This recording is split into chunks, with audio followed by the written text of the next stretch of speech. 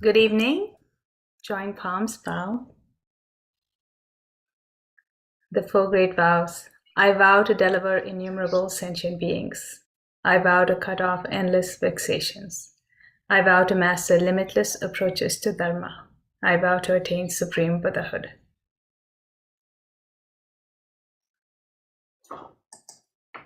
Good evening and welcome. Gilbert is in retreat today and I'm teaching. And I'm going to be teaching just one line of the Diamond Sutra today and another line next week. So let me share that particular line that I'm going to be teaching.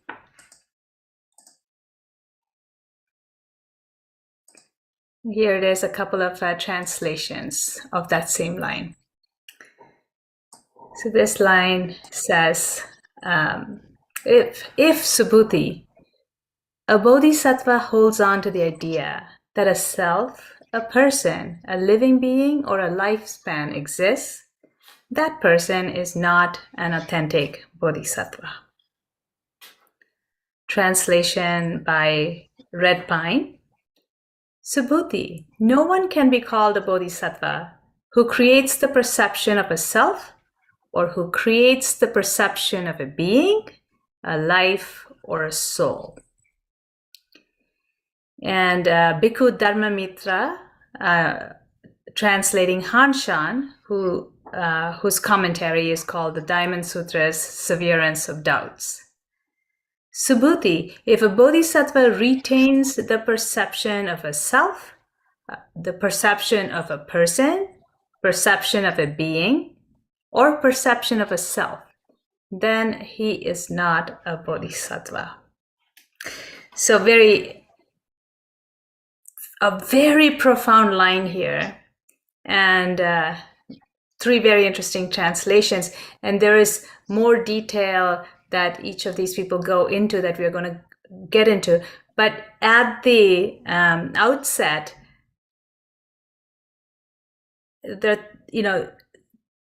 these three people are talking about it slightly differently, not even going into these four things that they're talking about. They're talking about, Thich Nhat Hanh is talking about a bodhisattva holding on to an idea, right? And Red Pine is talking about a person who creates, someone who creates the perception.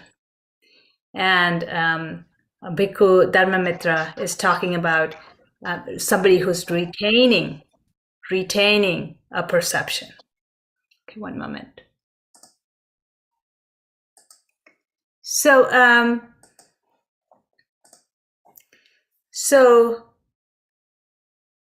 at the root of all of this is that perception, and the perception being created, retained, held on to.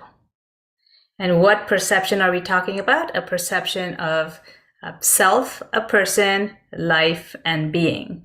And we are going to get into more detail about what are these perceptions, and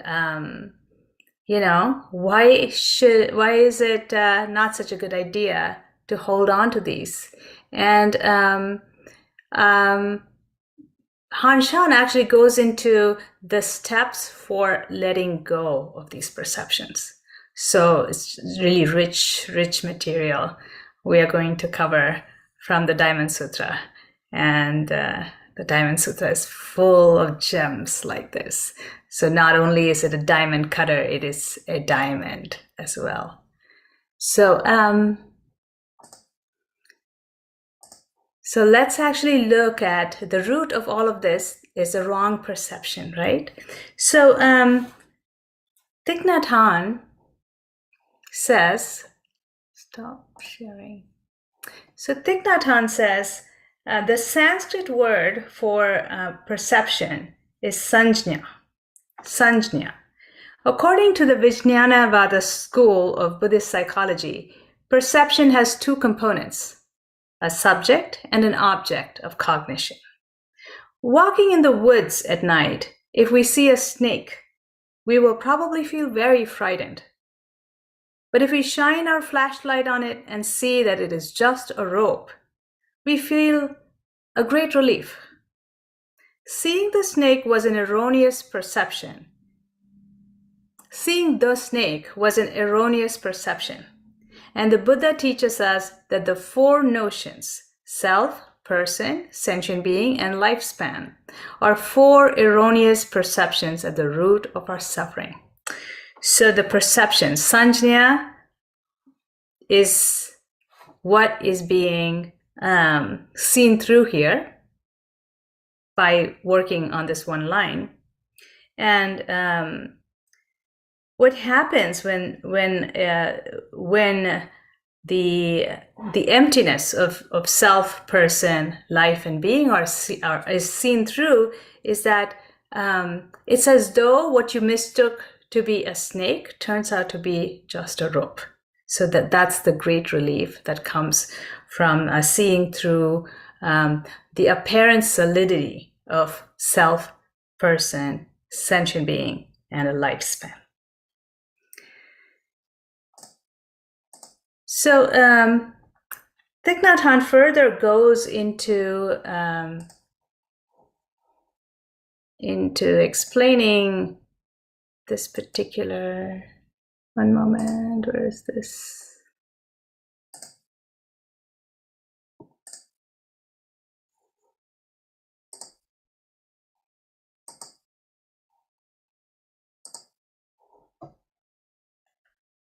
Sorry, I'm finding.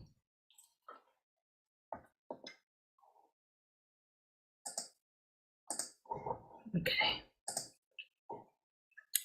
So Thich Nhat Hanh further goes into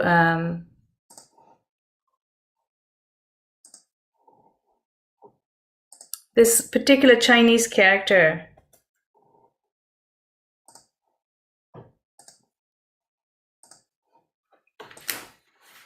that represents sanjña.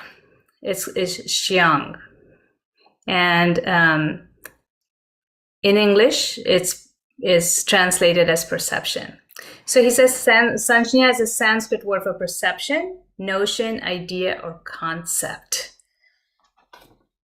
The Chinese character of the word notion has two parts. The upper part means appearance. This top part here, it means appearance. And the lower part is mind. And you might have seen this character, the heart mind. It's the heart mind, or chitta in Sanskrit. So he talks about how there is the mark and what is looking at the mark. And together, this is perception. So, and perception, what's wrong about perception here is what needs to be seen through about perception is a grasping, is a chitta grasping at the mark. So the problem is with the grasping, and the grasping is what needs to be let go of, and the apparent solidity here in this line, the apparent solidity of self, person, life, and being that need to be seen through. Okay, so in order to help with that, we are going to look at what are these four things. What is this? What are these four wrong conceptions? What are these four wrong perceptions? So what is it that we are conceiving out of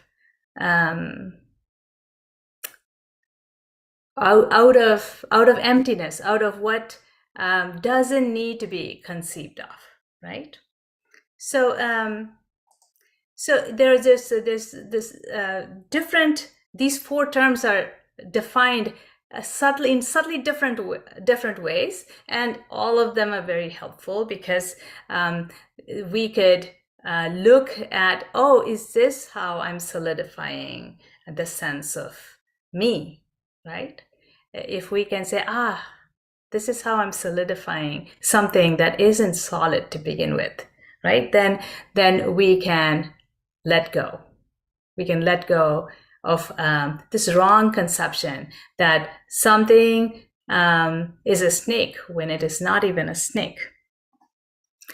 So Master Tzu Zhao he talks about these four wrong perceptions in the precious mirror of the lotus school of Mount Lu, and this is from the book Zen in the Pure Land by Thomas Cleary. So he says that, and this is in the context of Nianfo or recollecting the name of the Buddha, the practice where we chant Amitabha Buddha's name, but it is more than just chanting. So I just want to give you a little bit of context where these four things come in, and the context is where Master Tzu Jiao is talking about mindfulness of the Buddha, but without descriptions. Okay, so he says, intelligent people with superior faculties realize this profound principle of absorption in mindfulness of Buddha without descriptions. With a mind like space, poised in equanimity, free from descriptions of soul, person, being, or liver of life. So this gives you a little bit of a pre-taste of, hey, this is where we are headed. When we let go of the constraints of these false conceptions of person, being, life, and self, then the mind is like space, poised in equanimity, right? And the context here is that while practicing mindfulness of the Buddha, then that whole practice should be free of person, being, life, and self. So in that context, what Master Tzu Jiao says is that in getting to that detachment from all forms, he says detachment from all forms is called the Buddhas. So that's it. That's the Buddha mind. And soul is used to conceptualize the internal. So this is your conceptualization of who you are inside, your heart mind, your own heart mind. What you think of, this is me, right? This is who I am inside. We all have those conceptions of who we are on the inside, right? I'm this kind of a person. I think like this. I feel like this. This is who I am. And person is used to conceptualize the external. This is what I look like. This is maybe even like this is what I act like. So this is a conceptualization of the external. And we all have a conceptualization or an idea of this is who I am, this is what I look like, right? Don't we go around with that? And then of course, we have these conceptualizations about others too, but we start with the conceptualizations of our own selves. Being means to continue what is before. So Master Tzu Jiao, you'll see this in contrast to some of the other teachers in the other commentaries, but Master Tzu Jiao is talking about being as a conceptualization of the past that is continuing into the present moment. So this is like, oh, this is my journey that's brought me to here. So we have a conceptualization of this is who I am based on what brings me to this point in time. And then life, liver of life, means continuing afterwards. So we have a conceptualization of this is what my life's going to be like. Right? Every day we have that conceptualization of, oh, this is what it's going to be like. Today, this is what it's going to be like. This week, this is what it's going to be like. This month, this year, my future, this is what it's going to be like. We all have those conceptualizations. And what Master Sojiao is saying is that these are called four forms. These four conceptualizations. Detachment from all forms is the Buddha's. So he's talking about letting go of these conceptualizations, and he talks about being free from this with a mind like space, poised in equanimity. So to regard these conceptualizations as merely conceptualizations and to let go of those, to let go when the moment that each of these is seen as merely a conceptualization, then it just dissolves by itself. So the instruction here is to see these conceptualizations as conceptualizations and to being free from these forms, these erroneous perceptions is called the Buddhas. It's called the Buddha mind. Okay, I'm going to take a little pause here to see if you have any questions or comments, or are you getting what it means to have these conceptualizations and how they color our actions? Does anybody want to? Do you see it? Do you see that these conceptualizations are that this mind like space, poised in equanimity, is not going to happen with these conceptualizations, that these conceptualizations clog the perfect functioning of mind? Frank? So if I'm understanding this correctly, the way that I currently perceive it, which is a little ironic due to the lesson, is that by attaching to this concept of the past and the future and making those concepts into something real, what we end up doing is generating an expectation. And if that expectation can't be met, that's going to manifest itself in subtle ways of generating stress for ourselves and others. So perhaps it's best to just see them and understand that it's just another apparition of mind. It's not real, and it's only real if we make it real. And it just really, ultimately, it's meaningless, and just let it go, just dismiss it. Yes, that would be right, but all of that happens instantaneously. Mhm. So it's like the next line that we are going to look at next week is to hold, is to see the dreamlike, mist-like nature of reality. So all of what you're talking about is done without conceptualization. So that's kind of Yeah, it's like you see it, and then it's the knowing, it's the seeing and the knowing, and it's the a seeing and the knowing. Yes, yes. Sam? Hey, also, I just really quickly, I wanted to thank you, Santha. You always pick really awesome content for when you lecture.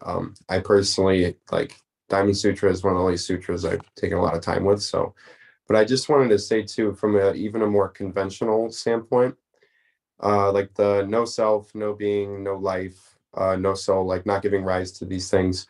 Not only is it obviously because from a standpoint of conceptualization, it's illusory, but it also, when you generate the perception of a life and being, like a separate, more specifically, a separate life and being, you create almost this initial, like immediately, there's this like subtle selfishness to it because you're going, it's my life, and you're not seeing it as this life that which we are all a part of.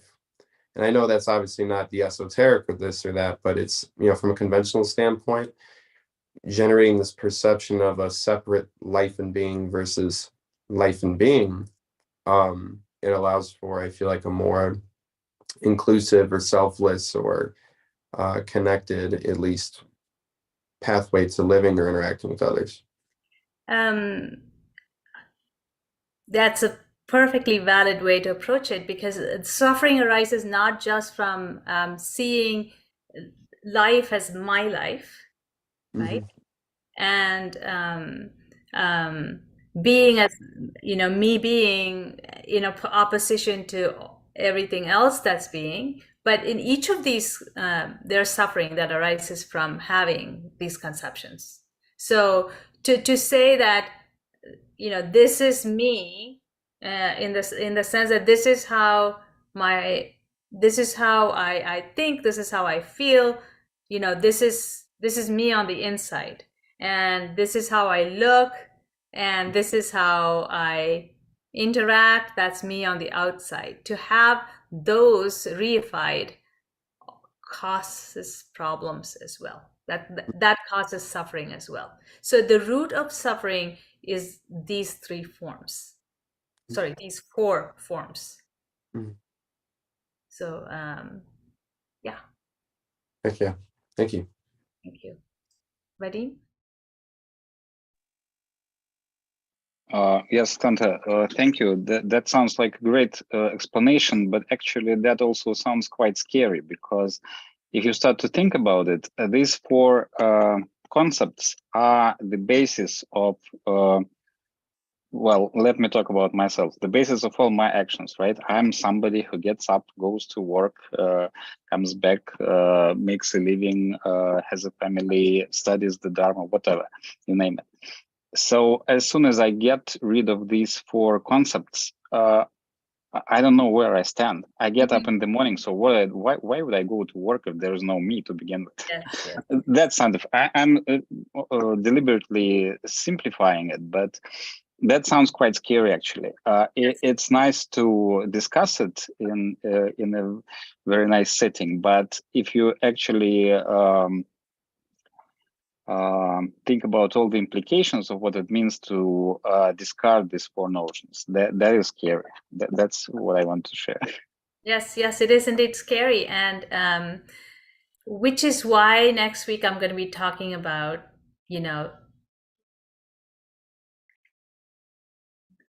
seeing the mist-like, dream-like nature of a person, self, life, and being. So we talk about, when we talk about no self, we talk about impermanence, and we talk about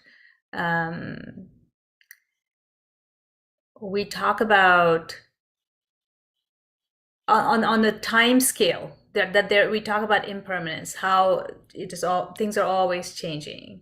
And Thich Nhat Hanh talks about emptiness as interbeing, how all things are interbeing with everything else. So from a space and a time aspect, there is there are no clear boundaries.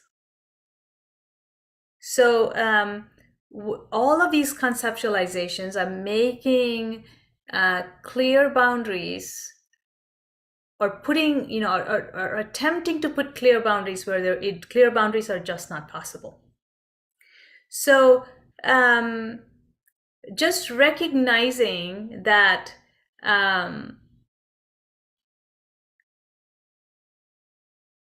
while I have to find specific lines of the Diamond Sutra with that, which I will for next time. But you'll see a lot of while the Buddha says something, the Buddha is not really saying a thing, right? So that is the spirit of seeing through these conceptualizations. So that while going to work, there is no vadim really going to work. No, like, oh, there is no vadim, so never mind going to work.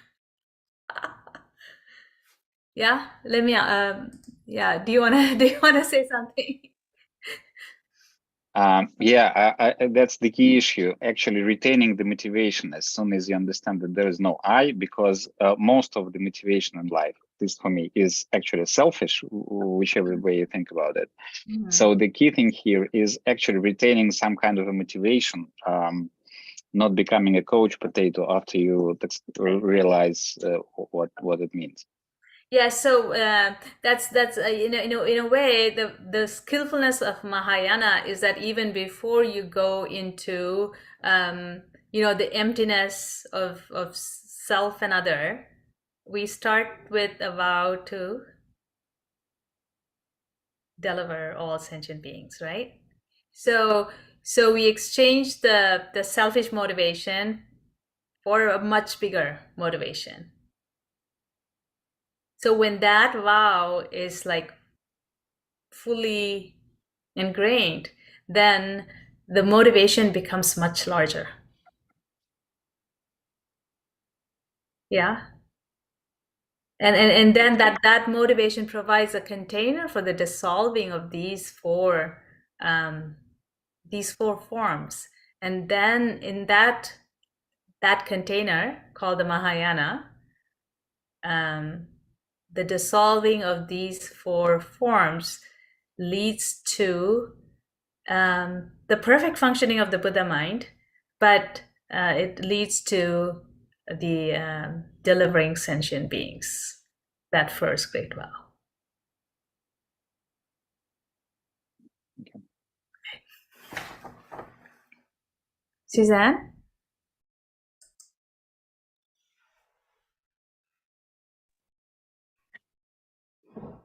Sorry. I just wanted to add to the conversation, how to describe. Once I started realizing that the middle way for me was to add everything that I viewed as myself to the larger picture, it stopped being so much about me and started being more of being sure that what I added was in a good way. It is true that disappointed expectation causes suffering. And when we can understand that everything is just for a minute and we can't really own anything, then it's easier to detach. Master Gilbert's always saying, come back and talk to me in 100 years and tell me Mm-hmm. how much you own and what how much you, I utilize that quite often Mm-hmm.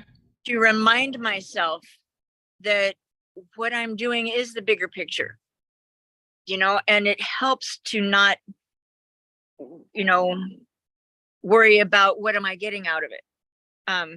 I'm doing this with my family. I'm doing this with my friends. And it has really been such a relief, the worry, the stress, the, how do you say, the energy put into worrying about whether or not I'm going to get something out of it is such a relief. I don't worry about that anymore. Of course, I'm in the samsaric world. I have to put a roof over my head. I have to feed my body, but I get everything I need. And that is my motivation. That's motivation enough for getting up in the day and making sure I have what I have. I have children that I'm, trying to provide for the future. And, that's samsaric motivation. But when it comes to the other, to what am I adding to the Dharma of the world? I don't need anything in return for that. Does that make sense? Somewhat, and there's no adding either.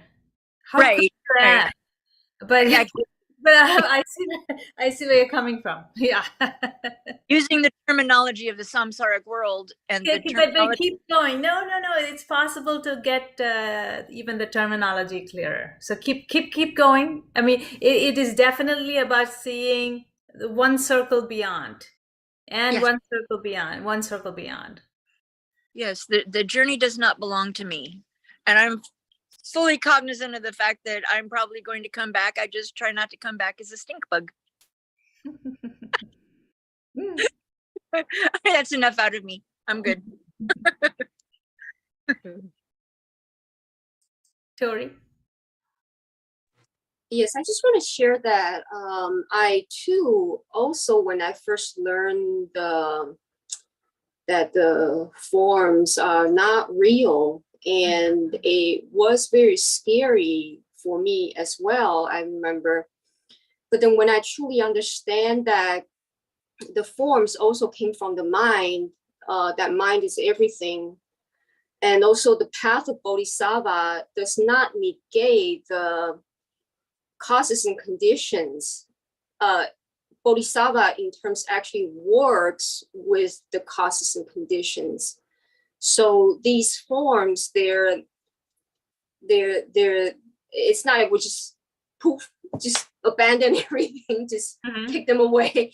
That's not how I understood it. What I understood is that we kind of like what Gilbert says, that we straddle on both sides, and we don't just give them up. We don't just like, okay, I'm let go this, I'm just kill the ego and just gone. Yes. So yeah, that's kind of. Thank you for bringing that up. And I've talked about this in more depth in previous lectures. How to hold the self. That the self, the notion of the self, the conceptualization also arises from mind. And when you can see that with compassion, that is a first step to seeing through it, to the emptiness. So when there is emptiness without compassion, it is not true emptiness. So I'm going to try and scroll so I can see you, Tori. Okay. So so when you notice a strong sense of self, right? This is me, kind of a strong sense of self, it is very helpful to say, oh, this is coming from something, right? This is arising naturally due to causes and conditions. And this too is the perfect functioning of mind, right? And in a relative way, you could say that there was suffering that gave rise to this strong sense of self, which is not the best solution, but it was maybe the available solution at that point. So when we can hold these forms, when we can hold all of these forms, when we notice that they are strong, if we can hold them with compassion, that's the first step towards seeing that they are illusory, that they are transient, right? And if instead you just say, yuck, ugly self, ugly, all of these four things, then you're setting up this opposition that you don't even see. You don't even see the opposition that you're setting up. You don't see the maybe you're discarding the forms, but there's a strong aversion that you've given birth to. So it's very helpful to see through with compassion, and then at some point the compassion is no longer predominant. There's just clear seeing, but compassion is a good stepping stone to that clear seeing, instead of rejection, and instead of cultivating aversion. Yeah. Matt. Hi, how you doing? How are you, Senpa? Hey, Matt. So this is all pretty much reflecting the three seals of Dharma, the suffering, impermanence, no self. Going off of that, also something that I'd like to reflect on kind of pertaining to this is in our book reading on Sunday at Temple. It was a couple weeks ago. I'm not sure when it was, but it was a passage that Master Sheng had said, kind of pertaining to like the meal chant in a sense, like, you know, after the book reading, you know, you have to nourish this body, the vessel. For the You know, sake of enlightenment, I now receive Right. this food. Right? Exactly.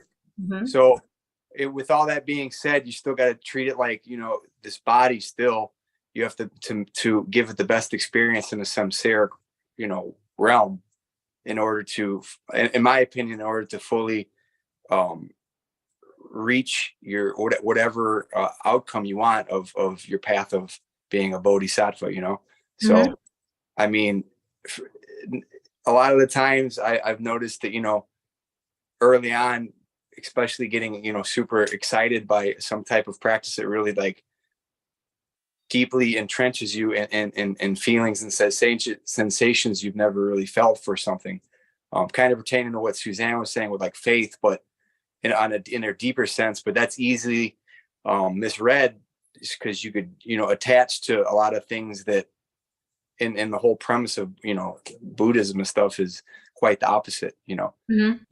Just kind of just go with the flow in a sense, you know, and just kind of take it as it comes and don't over conceptualize things, right? And just do your best as I like to say, we're all dream walkers and samsara. So, you know, just make every day count. And I don't know, that's just kind of like how I'm trying to really like be a practitioner of it, because I'm still pretty new to this my sangha and everything. So Yes. the more I learn, it's very refreshing. As you meditate more and more, the tools that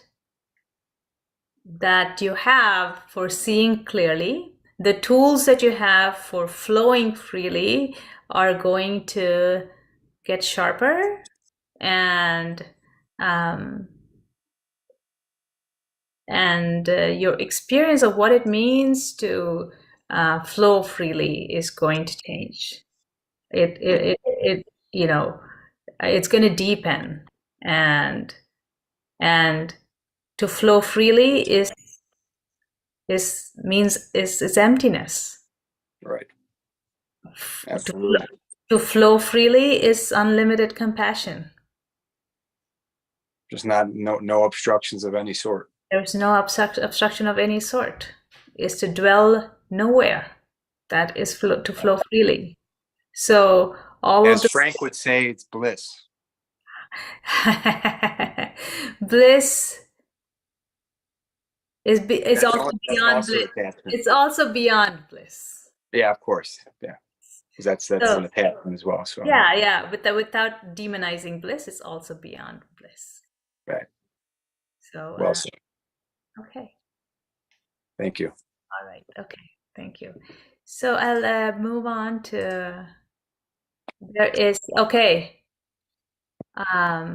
Gilbert had something that I haven't even looked at now.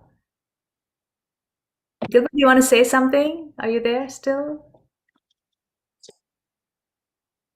No. Okay. All right. Thank you.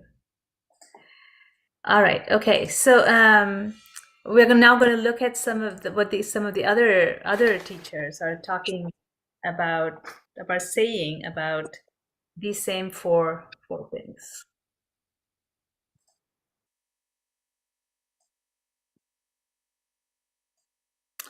All right. So Red Pine translates these same tetrad, these four forms, as self, being, life, and soul. And he talks about self is pretty much the same thing as a conceptualization of inner reality, who you are inside, how you function inside. And he says being is the conceptualization of outer reality, how you're being outside. And life is a conceptualization of present reality. What is your life like right now? And soul is a conceptualization of past and future reality. You know, this conceptualized continuity that's passed through the future. So that is soul.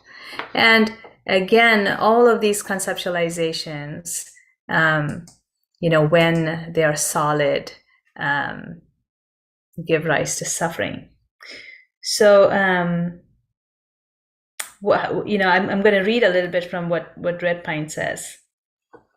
It says that particular line, as translated by Red Pine, is Subhuti.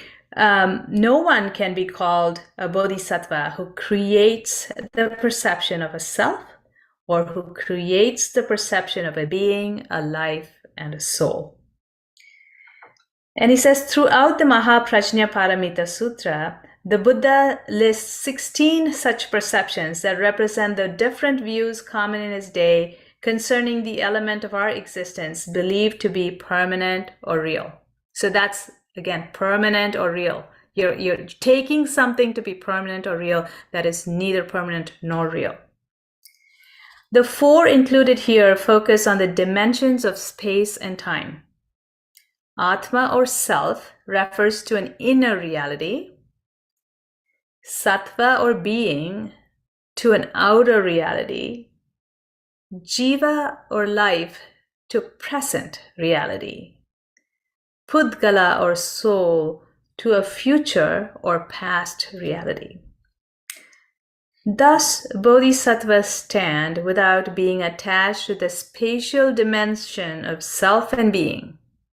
So he says that the self and being are spatial because they're inside, outside, right? This spatial dimension of self and being. They walk without being attached to the temporal dimension of life and soul.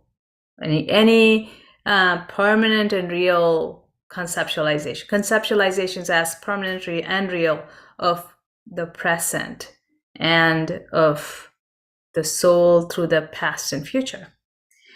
And they control their thoughts without being attached to the perceptual dimension of objects and dharmas.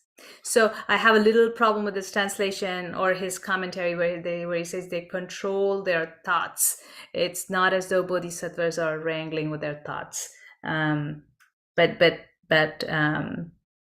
definitely not attached to the perceptual dimension of objects and dharmas. Okay.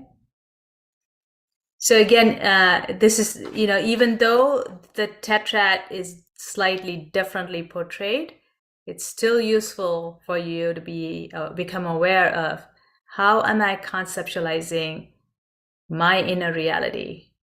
What is happening in the inside, right?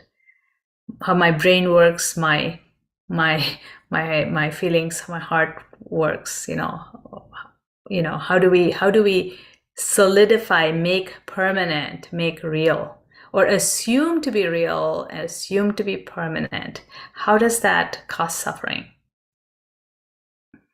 And how do we conceptualize our outer reality? And how does that cause suffering? How do we conceptualize, make permanent and real our present reality? My life is like this, right? How do we conceptualize that? And how does that lead to suffering? How do we conceptualize our past and future? And how does that lead to suffering?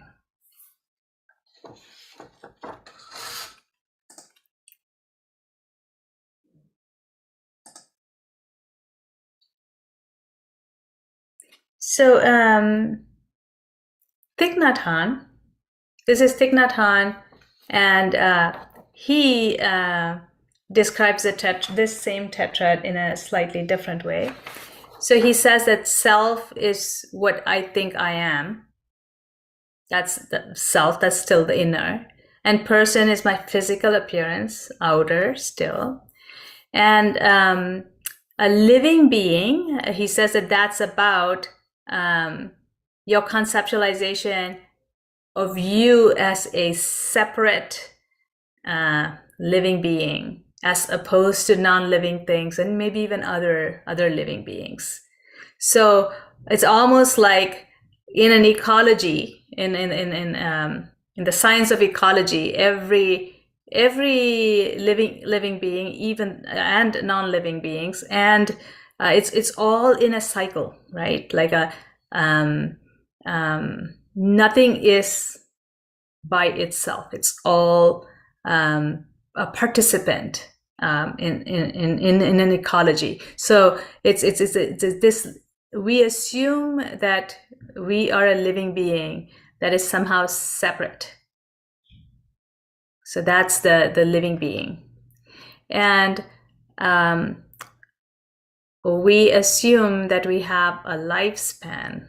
This is my lifetime, as in comparison with either with a past and future lifetime, or just in comparison with that there's a beginning and an end, that this is a lifespan. So that these are each conceptions that lead to suffering, right? And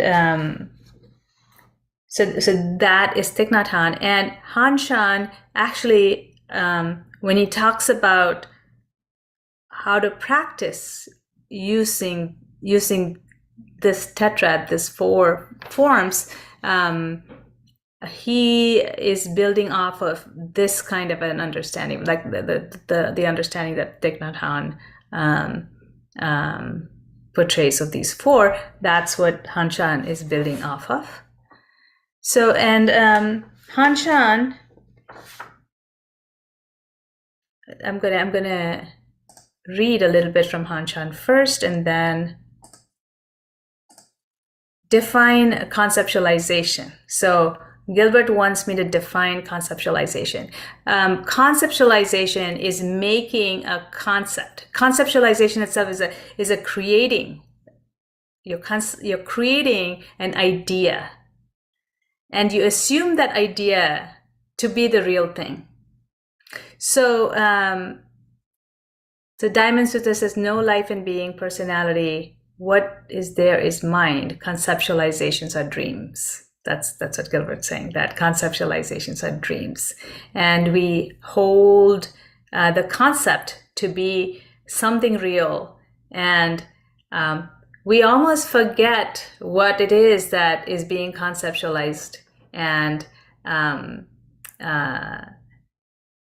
but when we see that conceptualizations are dreamlike, then they do not occlude what was being conceptualized. So they fade like mist.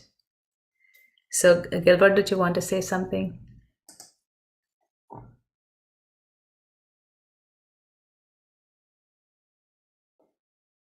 No, you're doing fine. Okay. Thank you. I'm just adding my little comments to you. All right, thank you. Fun times. I love this. Thank you, Gilbert.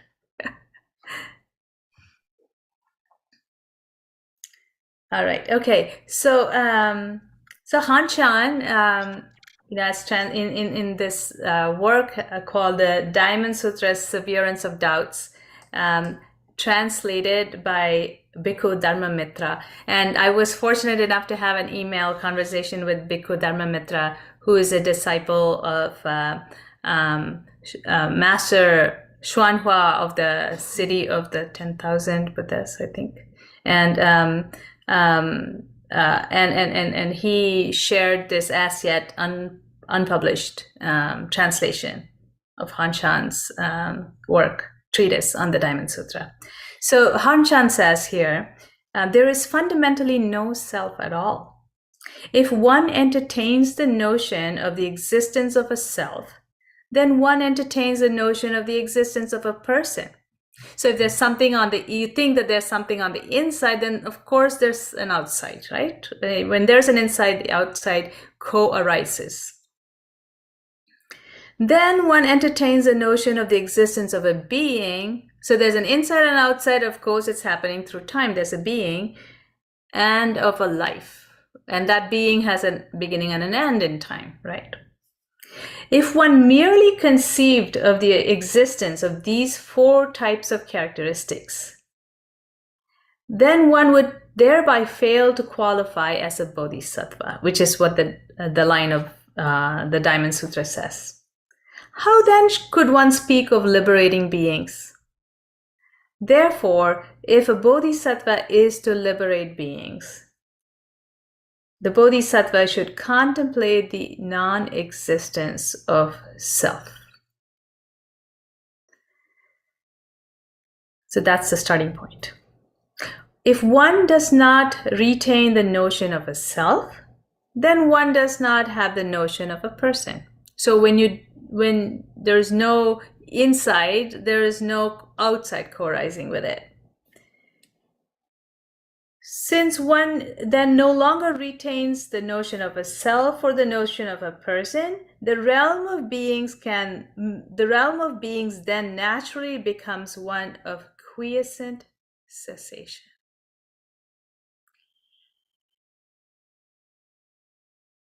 Since one then no longer retains the notion of a self or the notion of a person, the realm of beings then naturally becomes one of quiescent cessation.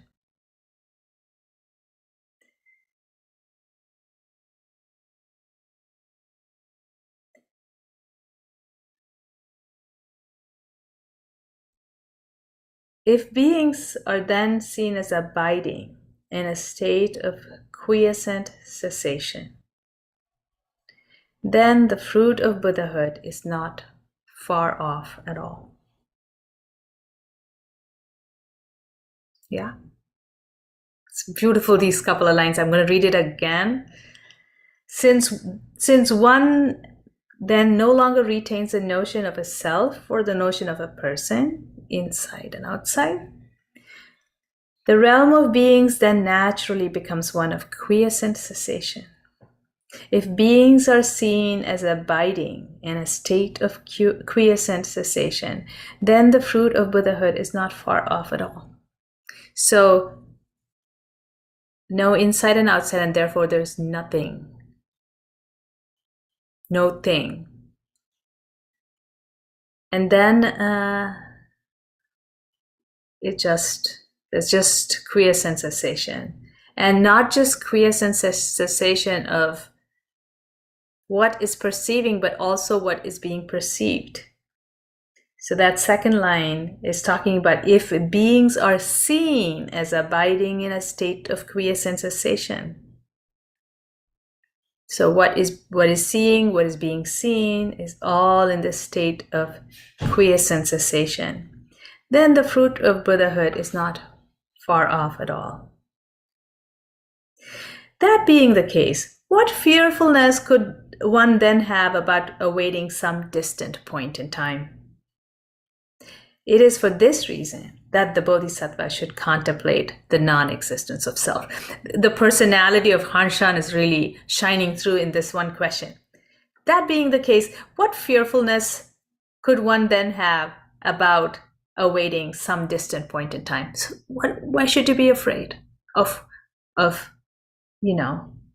oh, Buddhahood is so far away? So just start with by contemplating the non-existence of self. Later on in the text it says, if on the other hand there is a person who realizes that all dharmas are devoid of any self, and thus succeeds in realizing the unproduced dharmas, in realizing patience, then the merit thereby acquired by this bodhisattva is superior to that of the previously mentioned bodhisattva. This is about the bhumis. They're talking about the bhumis here. But realizing that all dharmas are also devoid of any self. The text also says, if the bodhisattva has developed a penetrating comprehension of the dharma of non-self, the Tathagata says of him that he is truly a bodhisattva. If the bodhisattva has developed a penetrating comprehension of the dharma of no self, of non-self. The Tathagata says of him that he's truly a bodhisattva. The penetrating comprehension of the Dharma of non-self. Those few words. So that is what it means to see through these conceptualizations. Developing a penetrating comprehension of the Dharma of non-self. So Hanchan is just like amazing. So there, can you feel the power of what he's saying?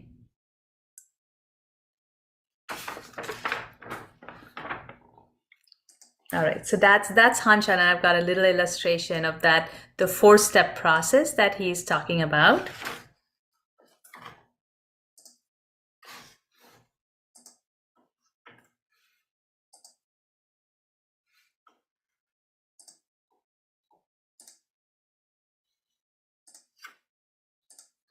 All right, the first step 1. So step 1 is to realize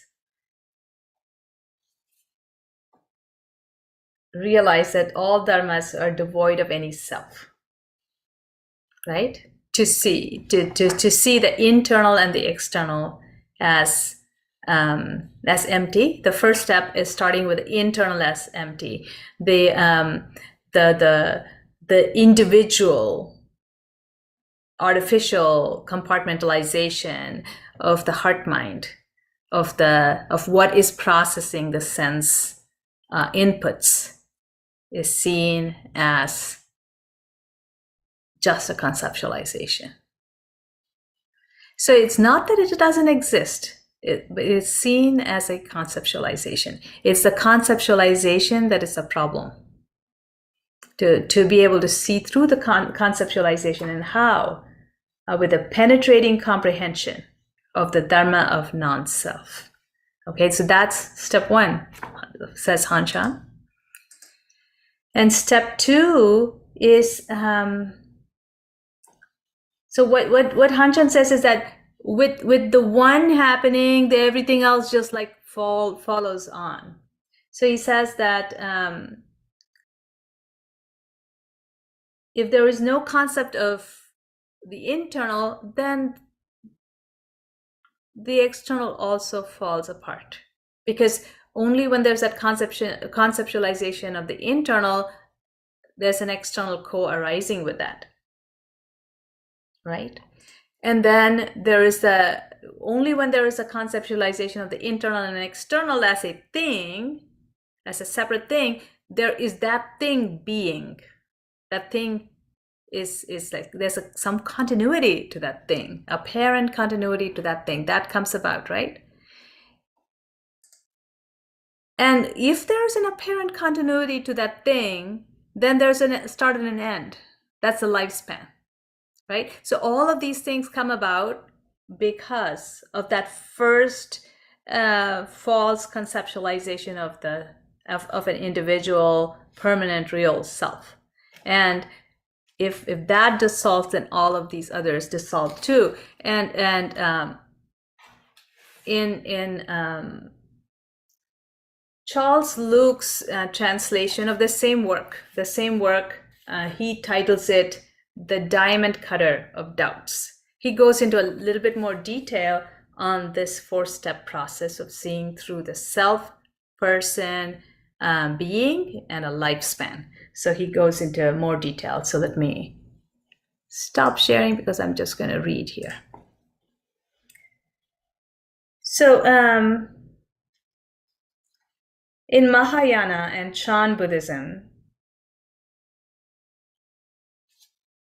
seeing through this 4 false notion is taught by means of a meditation in 4 stages.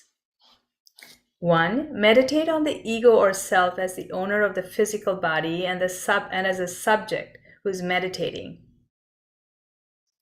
And somebody else, another man or personality, being the counterpart of that ego as the object. So the subject is the self, the outer appearance is the personality or person. The mind which seeks the wisdom is the ego or self, or the subject, and the wisdom that is sought is the object. So meditate on this subject-object separation. And when it realizes that the ego is non-existent, ego here, self, is non-existent, and rejects it, it's called personality. So this is like saying, your first step in your practice, maybe just to realize that, what I've been considering ego, what I've been considering self, it's not really there. So, and then as a result of that first step, what is left is a personality. Sometimes people talk about it, it's just a skin bag. So that's like the outer. The skin bag is the outer. So who's dragging this corpse around? That's the outer, right? So that's the personality. So with the apparent clearing or seeing through of the self, because if there's true seeing through of the self, then everything just falls. Everything else, all of the other three also dissolve. But if there's like a slight dissolving of the self, of this conceptualization of the inner, then there is still the outer, and that's the personality. And step 2, meditate on this personality from which from being object becomes subject, and understand that this too is an illusion. When the mind realizes that personality is also an empty name without real nature, it is called being. So at this point, what's happening is that the personality becomes as this skin bag, then how is this skin bag like being dragged, if you will? So that's the being. So then the focus goes from the skin bag to the being. Meditate on being, which is a state of relative voidness, until that too disappears, but something hangs on. Meditate on that which remains, a determined or a faded period of life. So this is also like partway seeing through. With partway seeing through, self, personality, and being, you're left with, it's just lifespan to be lived, right? So, but that too needs to be dissolved through. So this is almost like partly seeing through the conceptualization of the self, personality, life, and being. Because if any one of these is fully seen through, then it all just dissolves. An analysis of these 4 stages in the meditation reveals subject and its elimination, that's the self, which includes the disentanglement from sense organs. Object and its elimination, that's the outer personality. Relative voidness of subject and object and its elimination, and then disentanglement from that, and then incomplete awareness of this relative voidness. So all of this is saying this is like, all of this is like a halfway dissolving of self, personality, life, and being. And even if it is like halfway dissolved like that, the 4th stage is called sitting on top of a pole 100 feet high, from which one should take a step forward over the sea of suffering and then reach the other shore. This stage can only be reached when one's potentiality has been aroused to the full and so is ready for awakening. Thus, the meditator passes through all 4 lakshanas from the coarse to the subtle before wiping out all of them for his attainment of prajna, which is free from all dual concepts of object and subject, including the subtle view of ego and dharma, the self and other, self and phenomena, which is the hardest nut to crack. These are notes from Charles Luke, who was a student of Shuyun, empty cloud. So that's a bit of a how to practice with this. So seeing through the conceptualization of self, personality, inner and outer, being, this thing that we've created with an inner and outer, passing through time with a lifespan, which is the starting point and end point. So seeing all of these as conceptualizations is the bodhisattva. The bodhisattva is by definition, the Buddha says, the bodhisattva does not hold on to an idea that a person, self, a being, or a lifespan exists. So that's the one line for today. And I'm open for questions. Yay. Or comments. This is no easy thing. It seems easy. I understand that, but it happens along the path. So one foot in front of the other, and it happens. And it can be as scary as stepping off of that 100-foot pole. But if you practice with compassion, it doesn't have to be scary. Sam. Thank you, Santa. That was a really, really awesome lesson and lecture. And I always say this, but I really appreciate the visuals you give. They're very straightforward and they're very helpful. And I feel like having that visual while I'm listening to what you're saying, there's this like fission or fusion, you know what I mean? And where it comes together. But I did have a question. What made you pick that quote for your lecture today, or what made you think to pick from the Diamond Sutra? Two things. One, several weeks ago, I think when I did a lecture, Vadim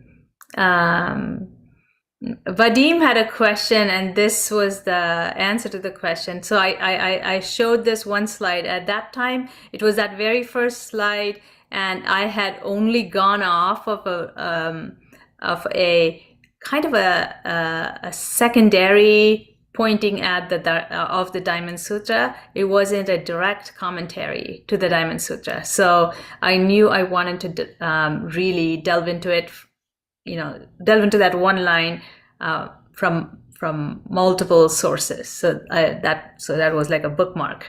And then last week, Gilbert was talking about, in his last week's lecture, he mentioned this tetrad. And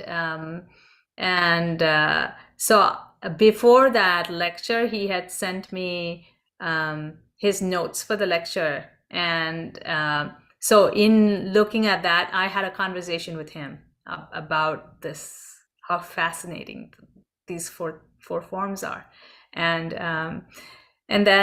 So that's what made it current and something I really wanted to get into. Awesome. Well, thanks for sharing it with us, and thanks for putting in so much effort, and it's really kind of you. So, and very also helpful. So thank you. Thank you.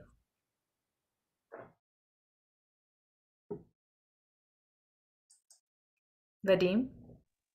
Yes, Sandra, I wanted to thank you very much. Thank you that you followed up on my question. That was like, yes, when you actually read the Diamond Sutra and you encounter these four terms, I don't think it's possible to really penetrate what they mean unless somebody like you today explains to you what it means, because translation over translation from Sanskrit to Chinese to English, it really gets buried down into more and more conceptualization instead of really uncovering conceptualization.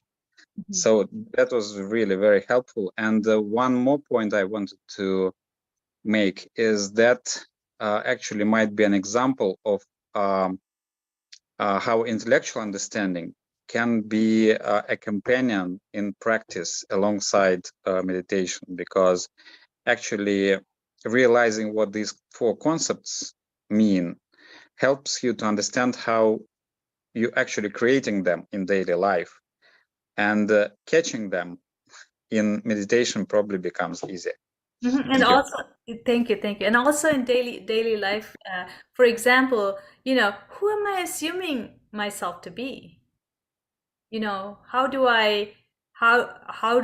Sometimes it's not what am I conceptualizing, but how am I finding it pleasing or unpleasant, right? How am I reacting to that conceptualization of who I am, about how I look like, right? I mean, we all,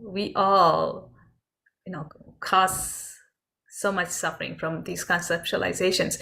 And how do I conceptualize my life? And how am I like hardening around it somehow?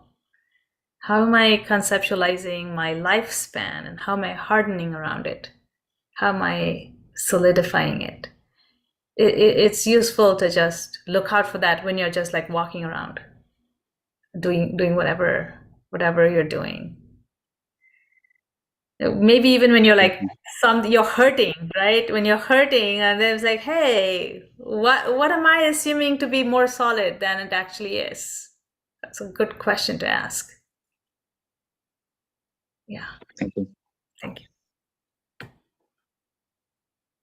Any other questions, comments? Michael, yay, hey. I thought you'd be in retreat.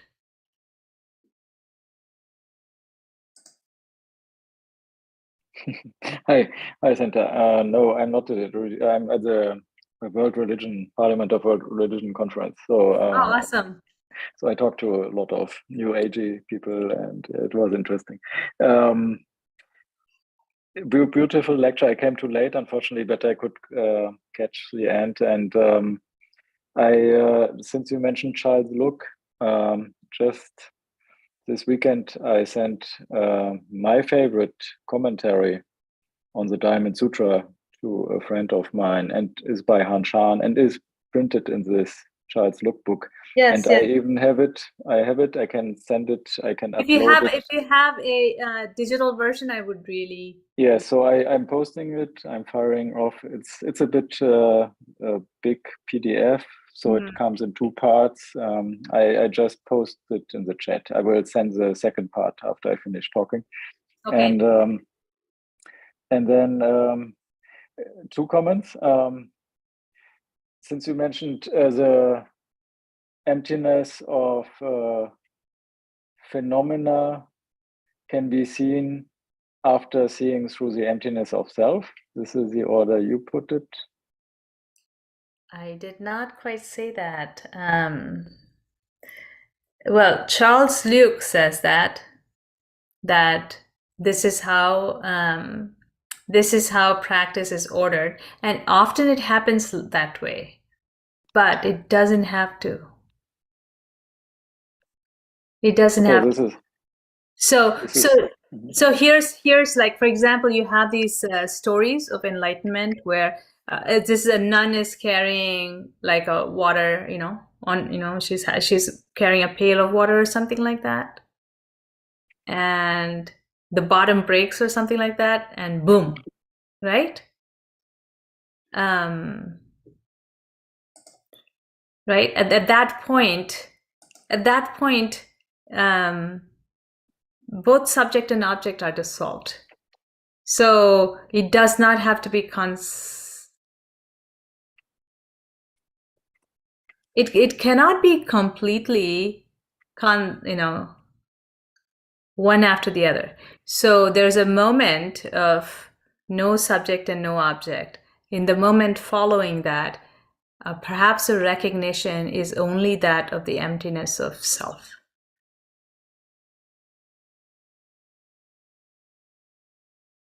Okay. Okay. Good. Yeah. All right. Just reminded me of otherwise I would have put the follow-up question. No, go ahead with the follow-up question, because this is the order that Charles Luke is talking about the practice in. Like Gilbert often mentions this image of the magician conjuring up the tiger, which is seen as the illusion, and then once it's seen as illusion, turns around and eats up the magician, like the self. Yeah. Mm-hmm. It's not, once it's seen as an illusion, then it turns around and Yeah. Okay. so yeah, the tiger is the illusion is eaten up, right? So that's what happens, and it cannot be consequential. It's as the illusion is seen, the illusion is dropped. So that's where the Hanshana has this, what does he say in Bhikkhu Dharma Mitra's translation? The Bodhisattva has developed a penetrating comprehension of the Dharma of non-self. Right? The penetrating comprehension of the Dharma of non-self. There is no like beginning and end to that. There's no sequence to that. And then he talks about how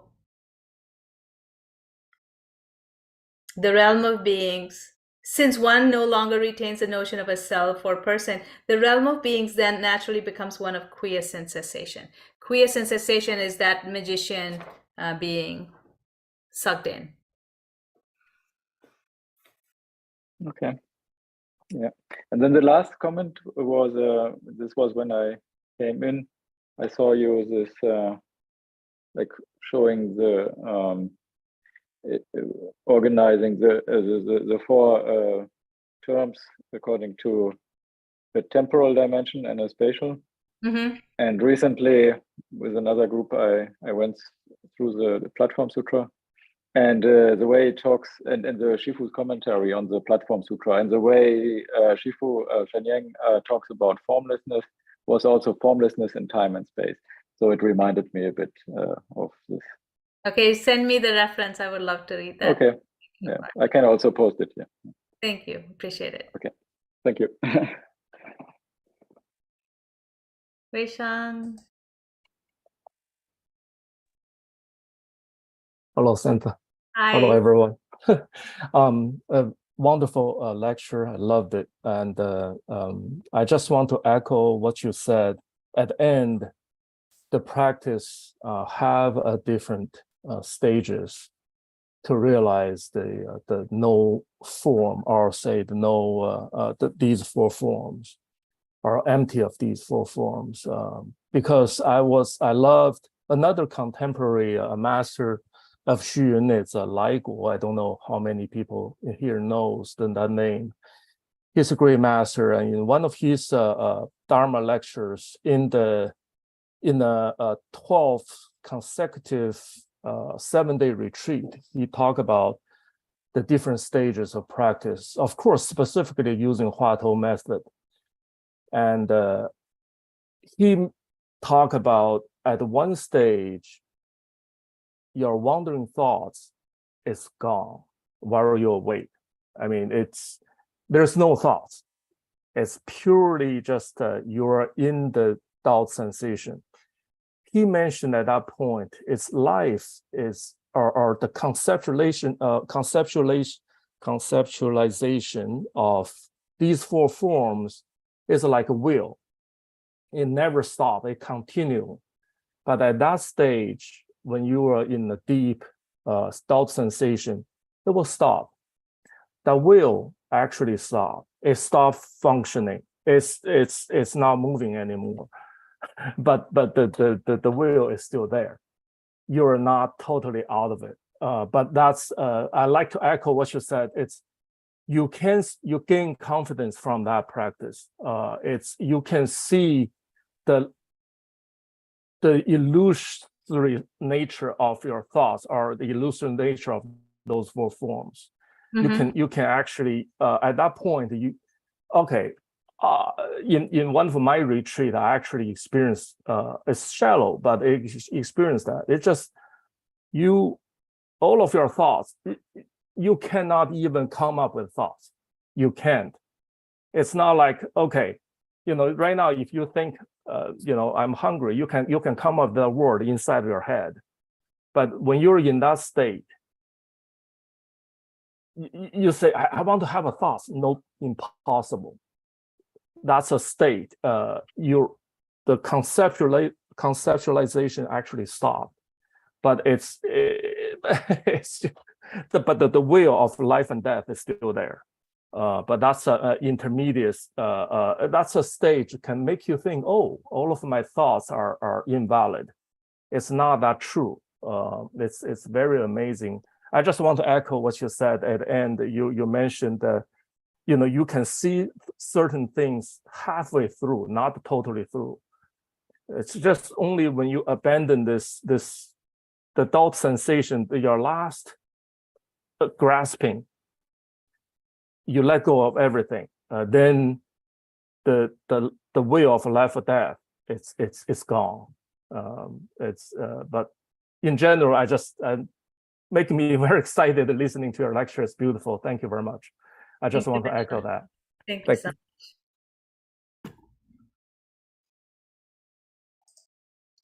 Does anybody want to add anything? Any more questions?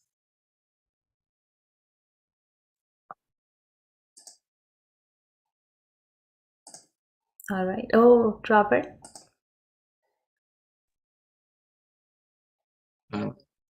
Thank you so much. I mean, Santa, it's very good. I'm almost like speechless. It's like the brains keep storming while you're lecturing, and after a while, I see the storm. It's like something saw the storm is spinning around, and towards maybe an hour into, after all this questioning from a fellow, classmate, the storm seems to clear up a little bit, and it seems that thoughts are not evil. Thoughts are still necessary, as long as we know, as long that the thought is known, because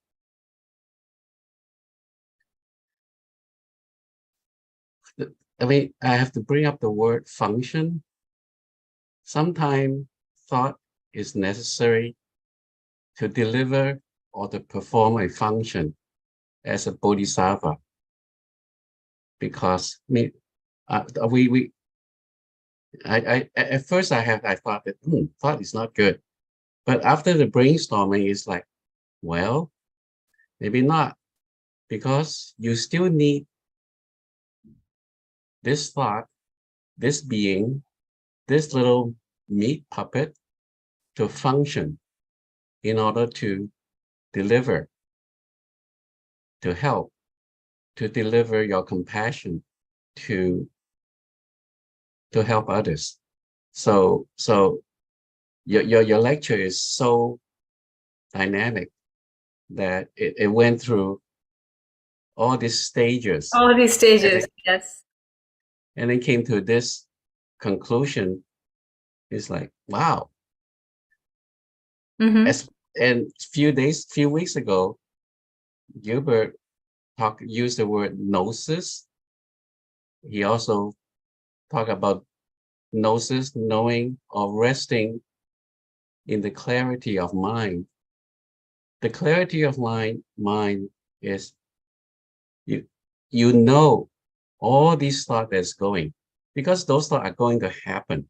You're gonna suffer. But as long as you saw the so-called quote suffering,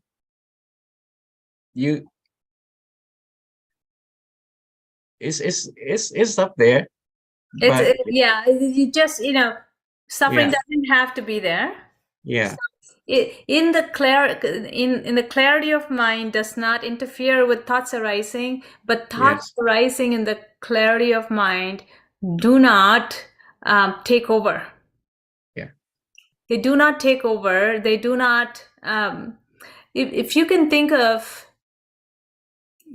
how attention, if you think of attention as something that, you place your attention on something, and then you place your attention on something else, right? So attention is free to flow, it's free to remain. It is not taken over by thoughts.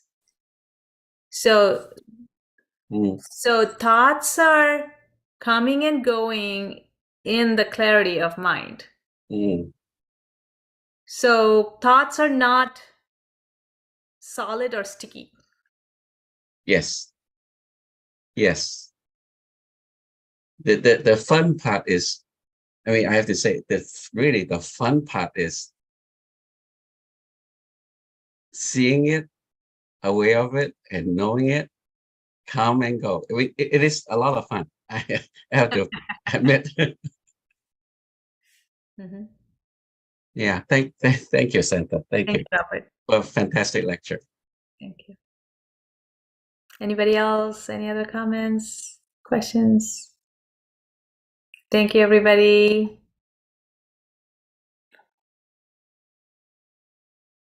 Have a wonderful evening and night.